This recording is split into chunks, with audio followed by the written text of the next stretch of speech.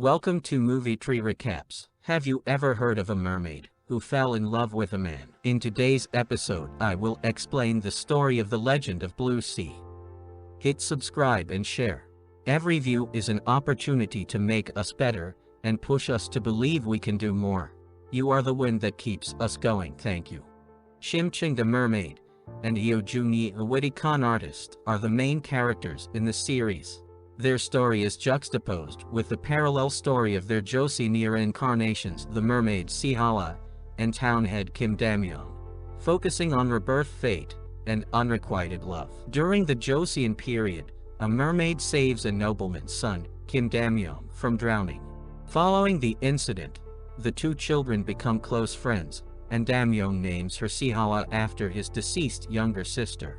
Despite coming from opposing worlds, they fall in love until Damyeon is forced to enter into an arranged marriage.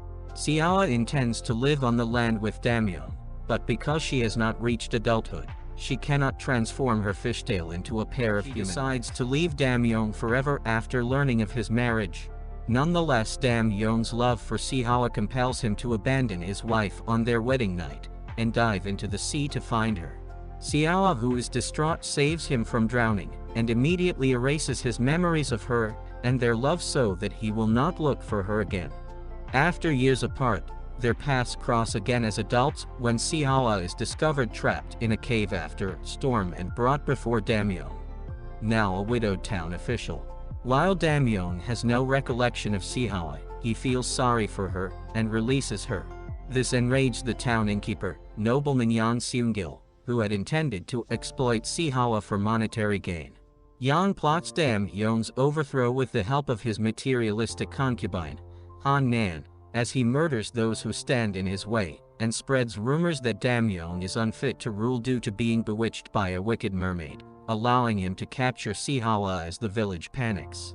Damyeon saves Seehawa, who has been tortured by Yang and his concubine in order to extract her tears, which turn into rare sea pearls. Yang and his concubine are apprehended, while Damyeon returns Seehawa to the sea to recover. Damyeon, who has been having dreams about himself, Seehawa, and their enemies in the future, is afraid that the same fate that has befallen him and Seehawa will befall him again. To warn his future self, he commissions a time capsule containing a portrait of himself with a message to his future self that everything is repeating itself and that he must protect reincarnation of Seehawa from danger, primarily due to Yang and anyone related to him. Damyeon, enraged, vows to kill Yang and expose all of his crimes until he is exiled and removed from his position by the court as a result of the rumors. While Damyeon is being escorted on a boat to his exile, Yang and his associates renew their search for Seehawa by setting a lantern trap, and she is lured up to the surface believing it is Damyeon's signal. Yang's men assault Seehawa with nets, arrows, and harpoons.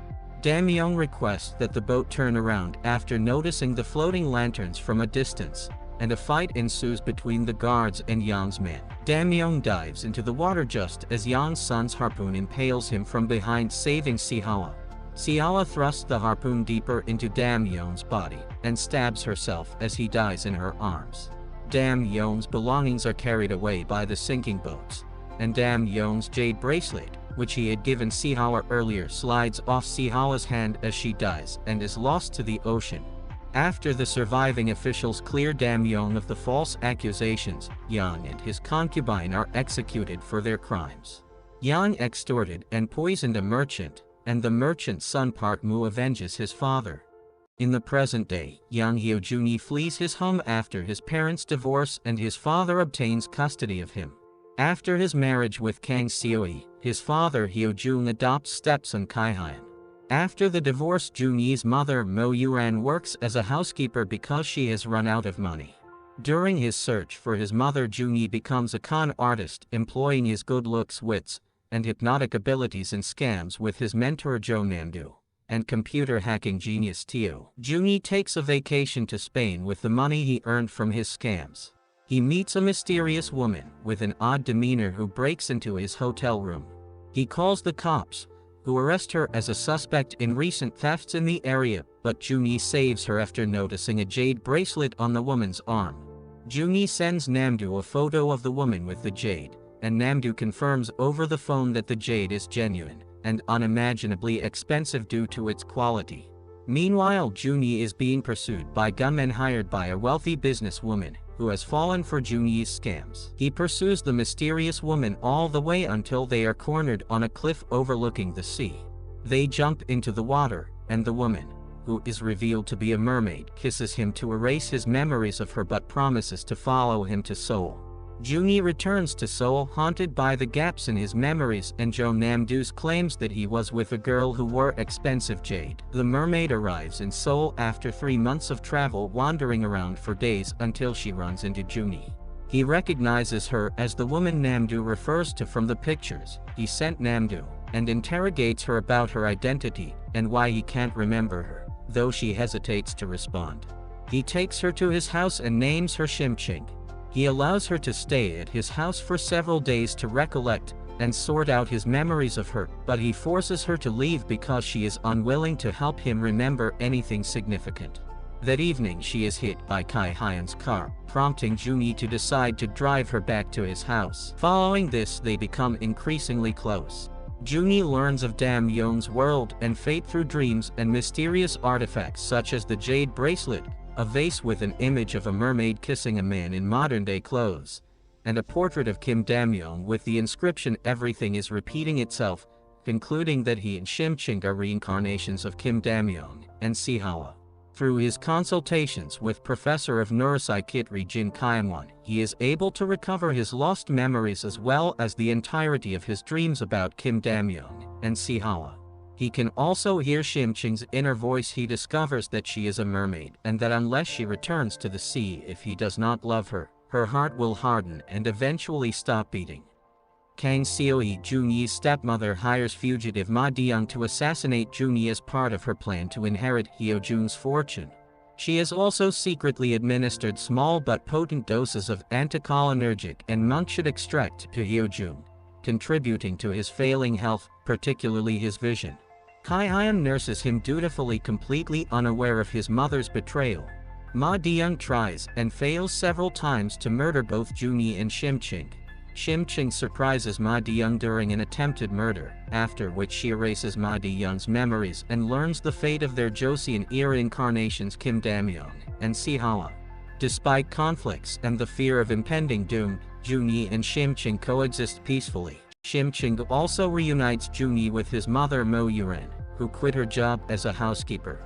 Kai Hyan, on the other hand, discovers that his birth father is Ma De-young, Kang Seo-hee's long-term partner. He also discovers Kang Seo-hee's crimes and reluctantly agrees to them.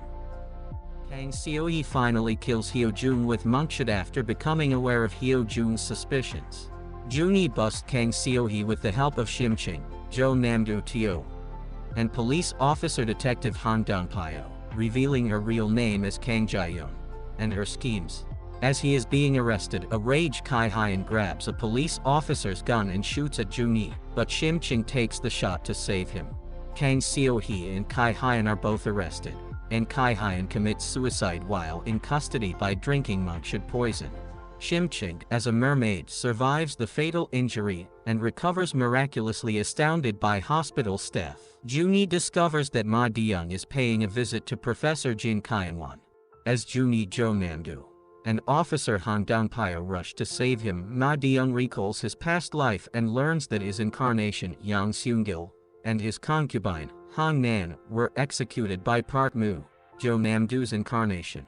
Professor Jin Kyan-won was about to be assassinated. Junhee arrives accompanied by the police, who arrest Ma De-young. Shimching is then released from the hospital. She is still in pain, however, because she was shot in the heart. Junhee decides to let go of Ching after noticing her discomfort several times in the absence of a complete recovery, so that she can return to the ocean to regain her health.